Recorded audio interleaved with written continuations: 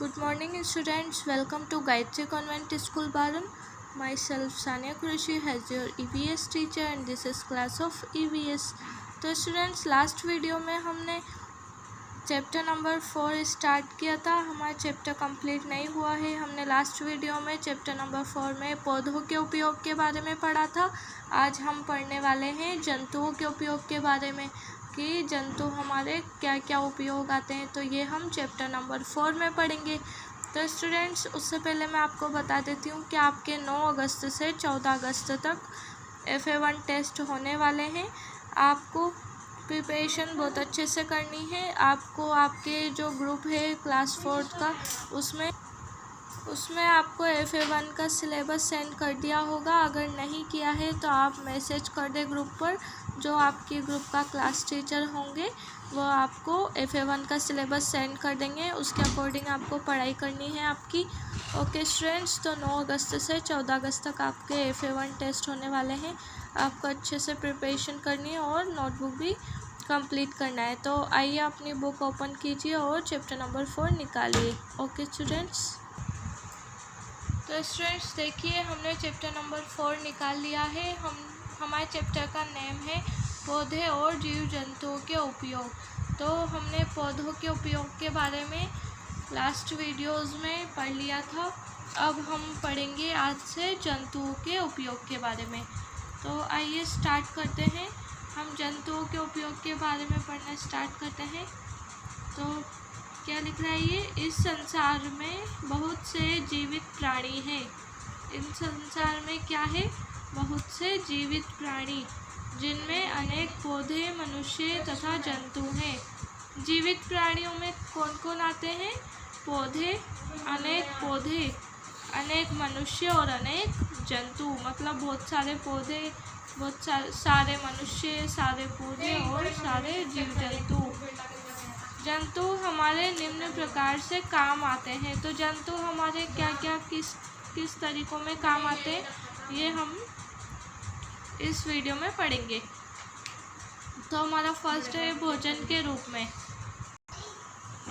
तो आज हम इस वीडियो में पढ़ेंगे भोजन के बारे में कि जंतु का उपयोग भोजन के रूप में किस प्रकार होता है।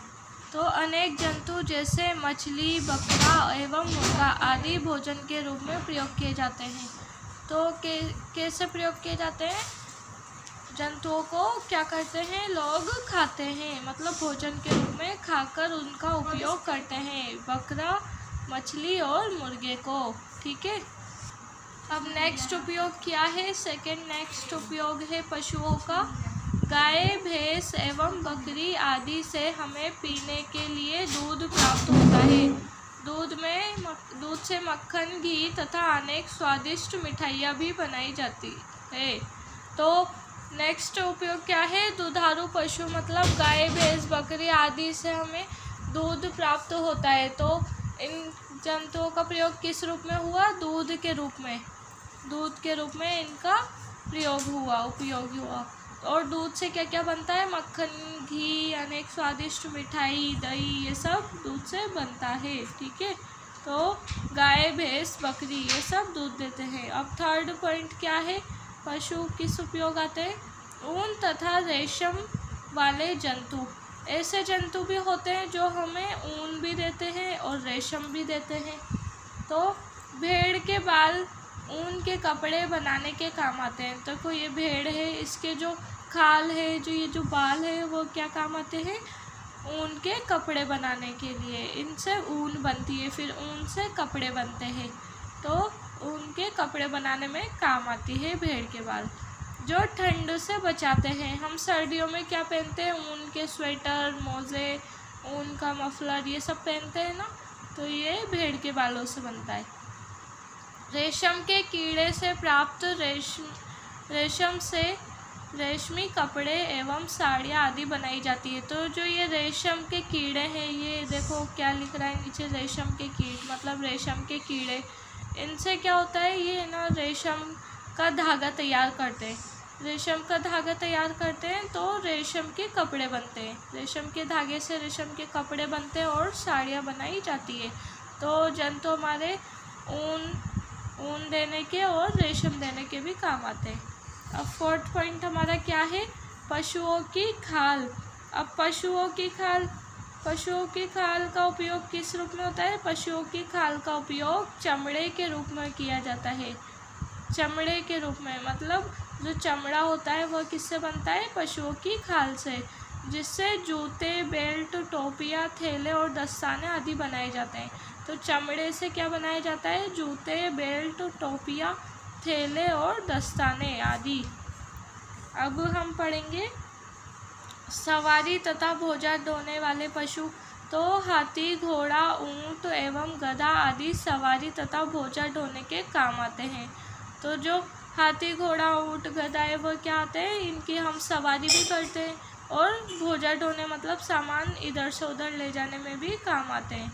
इनके द्वारा हम अपनी ज़रूरत का सामान एक स्थान से दूसरे स्थान पर ले जाते हैं। तो इनके द्वारा क्या होता है, हम अपनी ज़रूरत का सामान एक स्थान से दूसरे स्थान पर ले जाते हैं। अब 6 पॉइंट है हमारा, कृषि में काम आने वाले पशु। अब कृषि में कौन कौन से पशु काम आते हैं ये हम पढ़ेंगे। बैल एवं भैंस का प्रयोग कृषि के कार्यों में किया जाता है। बैल एवं भैंसे का प्रयोग किस में किया जाता है, कृषि के काम में, ये खेती के काम आते हैं। तो बैल और भैंस का प्रयोग किस में किया जाता है, कृषि मतलब खेती करने में, खेत जुतवाते हैं बैल और भैंस से, ये खेती के काम आते हैं।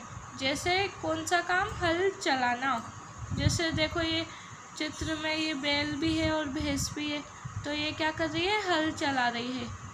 इस प्रकार अध्ययन करने पर पता चलता है कि पौधे तथा जीव जंतु हमारे लिए बहुत उपयोगी है, इनके बिना हमारा जीवन संभव नहीं है। तो आप समझ गए होंगे कि पौधे और जीव जंतु हमारे लिए कितने उपयोगी है। तो स्टूडेंट्स ये वीडियो और ये चैप्टर हमारा फिनिश होता है। इसके बाद हम इस चैप्टर के क्वेश्चन एंड आंसर करेंगे नेक्स्ट वीडियो में।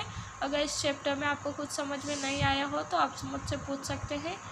Okay students, goodbye, take care.